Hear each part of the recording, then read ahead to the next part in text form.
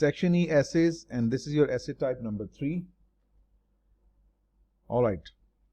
AccuBrake Incorporated is a manufacturer of lifts for auto service shops. Purchases their supplies both domestically and internationally. So this is the nature of the business, and this company buys its supplies domestically and internationally.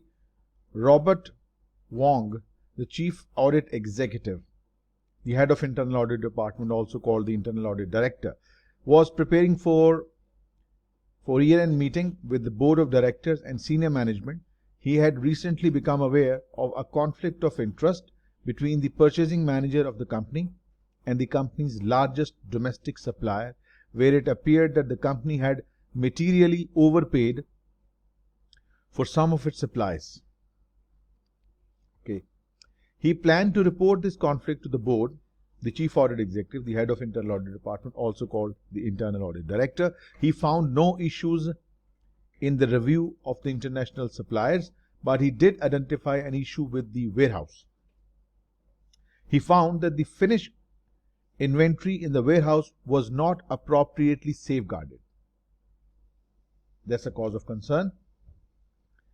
As part of the year-end meeting, Huang planned to request that the chairman of the board sign off an appropriateness of the financial statement to be compliant with the Sarbanes-Oxley Act. Now, this is something I'm not comfortable with.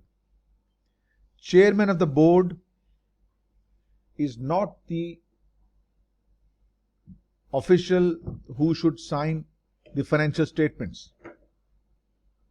This is not right. This is not right. Under the section 302 of Sarbanes-Oxley Act, there are 6 sections only. Only 6 sections in your CMA Part 1 related to Sarbanes-Oxley Act, which is a huge piece of legislature. Over 500 sections. You are just required to just briefly know 6 sections: 302, 201, 202, 406, 407, just 5 or 6. 6 only. I don't remember the 6th one. Just 6 sections briefly. And that's all of the law you have in your CMA Part 1 and 2 combined. So under the section 302, Sarbanes-Oxley Act, Chief Executive Officer and Chief Financial Officer are the one who sign off the appropriateness of financial statements, that they show true and fair view, not the chairman of the board. This is something that I find offensive, right? So we will definitely discuss as a part of the questions in the essay type. Now let's see, there are 7 questions on the essay. Identify and describe 2 types of internal control failures, related risk that internal auditors should report to the management or to the board of directors. 2 internal control failures. We can give a long list. Specifically, those issues that can put business survival at stake. Issues related to control issues, controls breaking down, internal control, system of internal control. We discussed yesterday that does ERC. Everything really counts. Efficient and effective operation, reliability of financial reporting, and compliance with the laws and regulations. The system of internal control failing. There are issues of corporate governance, issues of risk management, certain issues that are so severe that they can put the organization in a serious trouble, certain irregularities, illegal acts, conflicts of interest. All these are issues that can be significant, that can put business in trouble, that can severely affect an organization. So such issues, internal control weaknesses, not only that, now all of the systems, our information system are now IT based. Any significant breach in our information system, any significant weakness in our information system, that needs to be reported. These are significant issues. Issues related to controls, corporate governance, risk management, issue related to violation of laws, illegal acts specifically, where the business could be prosecuted. So such issues must be brought to the attention of the senior management and the board of directors. So after reviewing such conditions with the senior management, the chief audit executive should bring this issue to the notice of the board of directors. He should not go directly to the board of directors. Such reporting requires first discussion with the senior management. When I say senior management, I mean the chief executive officer. And then it must be given, and such engagement observation must be given to the board of directors. So around these lines, you just need to describe certain issues that could be troublesome for the company, right? Should the chief audit executive report the conflict of interest to the board of directors? There is a conflict of interest. And where is this is the conflict of interest. There is a conflict of interest between a domestic supplier, largest domestic supplier, and the company's purchasing manager. Do we need to report this matter to the board of directors? Yes. The audit executive, the chief audit executive, should report the conflict of interest, since it is conflict of interest and resulting in a material overpayment. This is the main reason. Otherwise, there might be many infightings within the organization. We don't normally report such fightings to the board of directors. Only serious issues are to be reported. Since it's a serious issue of material overpayment, that needs to be brought to the attention of the board of directors, right? That's right. This is just this much. Don't overdo. You don't need to write stories. Just this single line is sufficient. You need to disclose. Why? Report, because it's a material overpayment issue. Khalas. Finish. Next. Identify and explain 4 responsibilities of the board of directors with respect to ensuring that the company is operated in the best interest of shareholders. 4 responsibilities of the board of directors. First, the board of directors is a watchful eye. Don't use this word, just for your understanding. Watchful eyes. They just watch what the management is doing. Supervisory board keeps an eye on the management. They are there to review. They are there to watch. To be more certain, they are to serve as a review organ of the organization. Top management cannot control itself. Someone will have to control them. Someone will have to look over their activities. This is the first role they do. In your own words, no need to go for specific words, no specificities. Just this idea explained in suitable words. Second role, the board of directors, their responsibility. Public relation issues, because they are supervisory board. They are the one who control the management board, the top management of the firm. They are the one who will keep relationship with the public, with the community relationship. They are external connection with the organization and the external environment. So the second is their role of interaction between the public and community.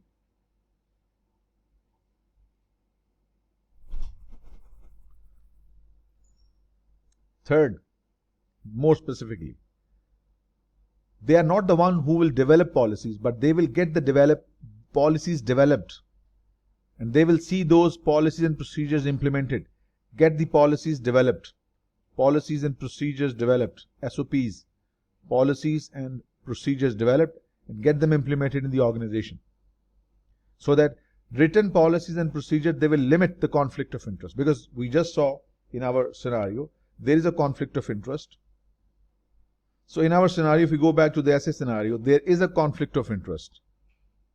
He planned to report this conflict to the board. He found no issue in the review of the international supplier. Issue was with the local supplier. So conflict of interest issues, why did it arise? Why there was a conflict of interest issue? Had there been written policies, written procedures, this conflict of interest, this problem could have been avoided. Policies, procedures, so as company follows laws, regulations, contractual commitments, so that the employees follow ethical principles. For this, we need to have strict policies and procedures which are expected to be followed, and this is the job of the board of directors to get these policies drafted and get them implemented in the organization. That was the second role. We are doing the second question, third one. Okay. Then what? We need to give 4. We have given 3. 1, that was to review, keep an eye. Second was to relate PR issues with the community, with the public. Third, get the policies developed, get them implemented so that it restricts conflicts of interest. Employees follow laws and regulations, they follow ethics, right? And fourth one, not only to draft policies, to get the policies drafted, they also have to ensure that there are certain compliance programs in place. They ensure that the policies, procedures, regulations, contractual obligations, they are being followed. They need to ensure that the corporate compliance programs in place. There are many laws that affect our organization. Employment laws, health and safety laws, minimum wage law, laws related to production. So they have to ensure that the policies are in place to ensure that the laws are being complied with. These are called compliance programs. Now this answers the first part of the question. Second says, with respect to ensuring that the company is operated in the best interest of shareholders. This we haven't yet discussed. Remember, the board of directors, they are under the obligation to exercise their judgments in good faith. Of course, they are not angels. They may make a mistake, but they have to take decision in good faith, and those decisions are to be made in the best interest of the shareholders and the company. Yes, people make mistakes. Maybe directors make some wrong decisions. But since they have made the decision in good faith, there was no illegality, there was no conflict of interest. They done and they took the decision with the full faith, with good intention. Things go wrong, decisions may go wrong. So in such case, directors are not personally responsible. Since they have acted in good faith, everyone makes wrong decisions. So they might not be penalized for this. Just every decision they need to make is to be made for the best interest of the company and the shareholders, right? And these are the 4 responsibilities: review, public relationships and community interaction, development of policies, and ensuring the laws are being complied with, compliance programs. So around these lines, do not overdo, just this much would be sufficient. All right, this is what I've discussed. Now, next, describe 3 activities relating to auditors prohibited under the Section 201 of the Sarbanes-Oxley Act 2001. Section 201 lists down 12 to 13 different activities that an auditing firm cannot perform. Like, my auditors are CPA firms, and let's say KPMG. I'm in the US, and this is my auditing firm. They are the auditors. What services my audit firm cannot give me? Just 3. List is long. Bookkeeping. My auditing firm cannot provide me bookkeeping service. Second, designing of information system. Just you need to remember 2 or 3 is sufficient. Otherwise, list is long. List is long. This is the list. Let me show you. This is the list. Your auditing firm, they cannot perform bookkeeping function, financial information design, appraisal and valuation. Khalas, this is enough. You get full credit. Actuarial services, internal audit function, management function, human resource function, broker, dealer, investment advisor, investment banking service, legal service, expert service. All these are explicitly prohibited under the Section 201 Sarbanes-Oxley Act of 2001. Not allowed. What you can do, what my auditing firm can do, it can perform 2 things simultaneously: audit and tax. Tax is allowed. Tax services are allowed under the law. Sarbanes-Oxley Act allows tax filing and tax services, tax consultation. But these are explicitly prohibited, and any other service which the Public Company Accounting Oversight Board considers unallowable or deems impermissible, right? Just 3 of these are sufficient and you get full credit. Next. Will the company be compliant with the Sarbanes-Oxley Act of Section 302 if the chairman signs off the appropriators of financial statements? No. Section 302 explicitly in written form requires CEO and the CFO to sign off the financial statements. Chairman of the board under the law is not required to sign off the financial statements. It's the CEO and CFO who will certify the appropriateness of financial statements. They will certify that financial statements are prepared in material aspects. It gives a true and fair view of the state of affairs of the company. Sarbanes-Oxley Act does not allow any other person other than these two to sign off the financial statements. Explicitly required. Sarbanes-Oxley Act is considered a masterpiece. This law is considered as a masterpiece across the world in every country's corporate governance environment. This law has had a global impact. Even in Pakistan, India, Middle East, Europe, they have extracted certain parts of Sarbanes-Oxley Act and they have redefined their own corporate governance laws. Sarbanes-Oxley Act is a huge piece of legislature, and there are special certifications in the USA certifying you in the specialization of SOX certification. So luckily you people are just required to do just 6 sections, out of which just 2 have been discussed, 201 and 302, right? So remember, under this law, only the CFO and CEO, they are the one required to sign off the financial statement. Chairman is not allowed, right? So around these lines you can give your answer. Next, identify and describe the major internal control provisions of the Foreign Corrupt Practices Act 1977. Those who have read the theory, they would know. Foreign Corrupt Practices Act was promulgated in 1977. It had 2 sets of provision. One relates to internal control, that is specifically asked in this essay type. Other relates to bribe, which you will study inshallah in your CMA Part 2, Section F, Business Ethics. So this law, quite a huge piece of law as well, was promulgated in 1977. It has 2 specific areas that it addresses. First relates to internal control, which you studied in your CMA Part 1, Section E, Internal Control. Other part is discussed in. So this is not today's agenda.